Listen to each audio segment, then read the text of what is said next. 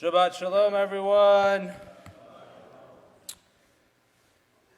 So, I was in the car the other day listening to one of probably my favorite radio station here, which is 101.5 New Country. And they do a segment during their morning show with Dallas and Kincaid, which is called My Little Secret. And what ends up happening is somebody calls in with a secret that they have, and sometimes they're trying to figure out what to do with this secret, which I find amusing that they're broadcasting it over the radio, but that's a different story. And there was one that happened where a bridesmaid called in and said, listen, I'm dealing with a friend who's kind of a bridezilla. She is making us travel for a huge destination wedding. She has picked the most elaborate dresses as possible that we all now have to buy. And in addition to that, she wanted us to go on a bachelorette party, again, at a very far and extravagant place. And the majority of us were fine with this, but there was one bridesmaid who just couldn't do it. She just could not handle doing this in terms of the finances. And this bride then got angry while they were away on said bachelorette trip and really started to, for lack of a better word, trash this friend of hers who she had asked to be in her wedding. How could she do this? Doesn't she know how important this is? Everything like that, and even said to her friends and had sort of vowed to say, you know what, I might ask her not to be in the wedding. So the other bridesmaid, the one who called in, said, the issue is, I know why this is so difficult for this bridesmaid. She's going through a divorce right now with her husband that nobody really knows about. She lost her job and had to take on a job that now is paying way less. And she's also having some issues in terms of now having to find a new place because of said divorce. And I don't know if I should say something to this bride or if I should keep this my little secret, because it's also not really my place and I don't want to embarrass the bridesmaid who is going through all these issues. And so what they sort of said is, the whole story does really matter, right? There are some times when we make snap judgments, snap decisions on what somebody is doing or how somebody is acting, and we only know part of the story. And so I'm sure some of us have been on this, whether we are the bridezilla, which we might not always want to admit, or we are the bridesmaid, whether that be the one who is struggling or the one who knows why and we don't know what to do sometimes. But the whole story matters. And so I bring this up because we're now going to do a little bit of a hybrid model sermon. And by that I mean, we're going to do a little bit of learning together right now. And so we're actually going to look at the rather long haftarah that we just went through. Thank you for that, Yasher Koach again. And sort of hear about the story. But I will tell you, there's more than just appears in our Eitz Chaim books. And so, just to give you sort of the summary, so we're all working through it in case you didn't happen to read what was actually going on, we have Yiftach, who is this strong warrior, and he's sort of kicked out of Gilad, out of this area, because of his family lineage. And so they really cast him out and he moves away. And then all of a sudden, sometime later, the Ammonites decide that they actually want to go to war with Israel and Gilad in this area. And so then the elders go to Yiftach, who has now been the outcast, and say, please, please come back. We need you to defeat them. If you come back, you will be our chief, you will be our commander. And he says to them, he states, Yiftach does, he says, all right, if I come back and the Lord delivers them to me, I am to be your commander. And the elders state, the Lord himself shall be witness between us. So Yiftach comes back, appointed as the commander, and he actually reaches out to the king of the Ammonites. And he really, let's say, tried to diffuse the situation before having to go to the lengths of war. And he explains to the king, listen, I understand your issue is that you think we have taken land from your families, from your ancestors. But you're actually kind of wrong about this. We actually can tell you that we captured this from the Amorites, not the Ammonites. And just as a little connection, the reason that this is the Haftorah associated with this week's Parsha is because the battles with Sichon and all that area that we read at the end of this week's Torah portion is that territory that they are fighting about before they are potentially going to war. So that is our connection to this week's Parsha. And he says, Yiftach says, I have not done anything wrong to you, so why are you trying to go to war with me? And ultimately, God will be the one who decides who's right between us. So the king of the Ammonites is having none of it, doesn't care, and proceeds to go to war. So Yiftach and the army march forward, and then Yiftach makes this vow.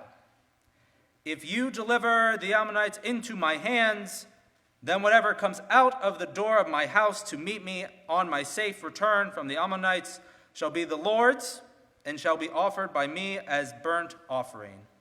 And then Yiftach then marches against the Ammonites, and they are destroyed. So, seems pretty great, right?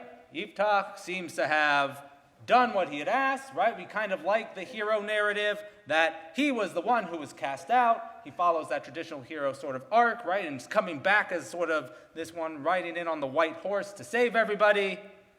And then, the Ammonites are then sort of destroyed. And Judith, I saw you shaking your head, so you know what comes after this. But that is not the whole story. As a matter of fact, the sages chose to cut off the reading here. We actually could have read the entire chapter of chapter 11 because it is most of the story of this event. But we only go to verse 33. So, why? Well, here is why. This is verse 34. When Yiftach arrived at his home in Mizpah, there was his daughter coming out to meet him with timbrel and dance. She was an only child. He had no other son or daughters. And upon seeing her, he rent his clothes and said, Alas, daughter, you have brought me low. You have become my troubler, for I have uttered a vow to the Lord, and I cannot retract. So now we are facing our hero of sorts, who had said he would offer whatever came out of his house to greet him, and now he is to sacrifice his daughter. Which, of course, should sound troubling to all of us for a vast array of reasons, but most notably, we can hearken back to the Akedah and know that's just not what we do, right? That's not our thing. And then, really, he tries to blame the daughter, but really it's his own fault. It's his own vow. And he really also did not think about his words. And so the daughter, sort of following in the lines of Isaac, says, Father, you have uttered a vow to the Lord. Do to me as you have vowed, seeing that the Lord has vindicated you against your enemies. She further said to her father, Let this be done for me. Let me be for 2 months, and I will go with my companions and lament upon the hills there, bewail my maidenhood. Go, he replied. He let her go for 2 months. And she and her companions went and bewailed her maidenhood upon the hills. And then, after 2 months' time, she returned to her father, and he did to her as he had vowed. So it became a custom in Israel for the maidens of Israel to go every year for 4 days in the year and chant dirges for the daughter of Yiftach the Giladite. Sort of changes our perspective on this story, am I right? So, how does this is the interactive piece. So how does this make anybody feel? Do we view Yiftach differently? Do you kind of wonder, why did we even include this story together? Because we didn't get rid of it from the Tanakh. We just got rid of it from our reading for this week. Thoughts, opinions, counter sermons.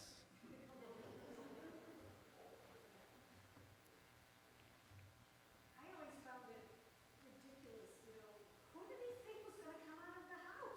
Right. Right? Or even some of the commentators say, or I think it's Midrash Tanchuma brings up, what if a pig had come out?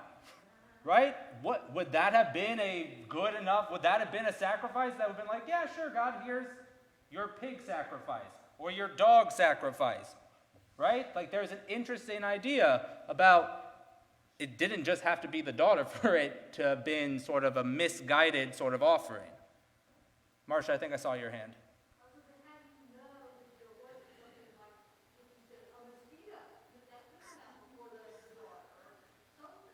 Right.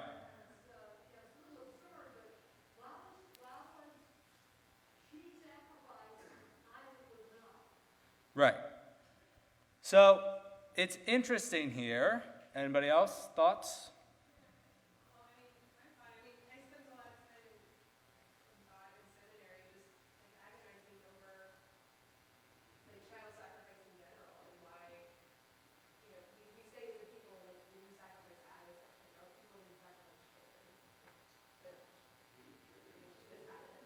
Right.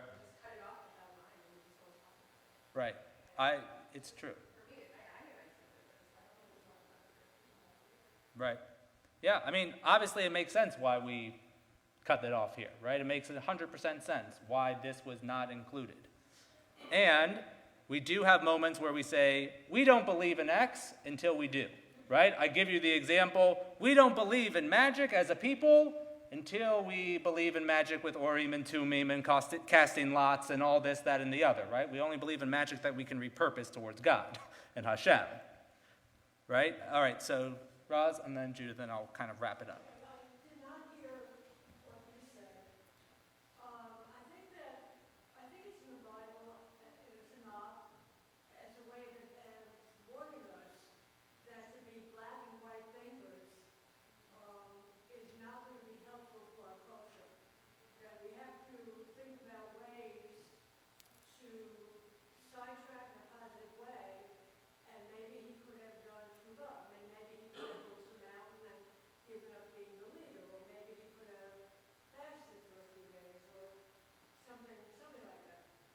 Thank you. And then Judith, go ahead. The only thing I can see in this is the importance of one's word, which is a theme that goes throughout the Torah from, Moses' wishes of what's your name, and in our time, how much emphasis we put on vows that we make, especially against war. Very good. Right? So that's sort of what, oh yeah, go ahead.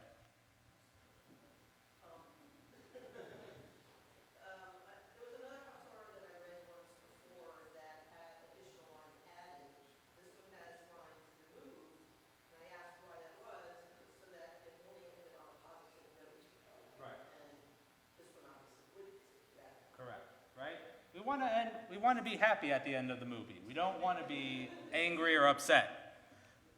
All right, yes.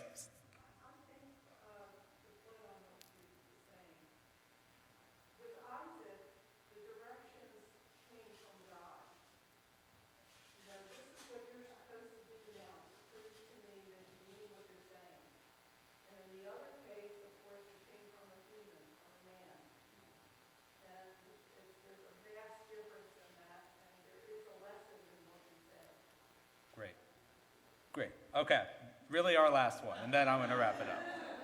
Well, I also think that, we all make vows, like you said, every year or whatever, but we don't have to be so drastic with our vows, like I'm going to make a sacrifice or I'm never going to do this again, or if whatever. I mean, you can make a nice vow for the betterment of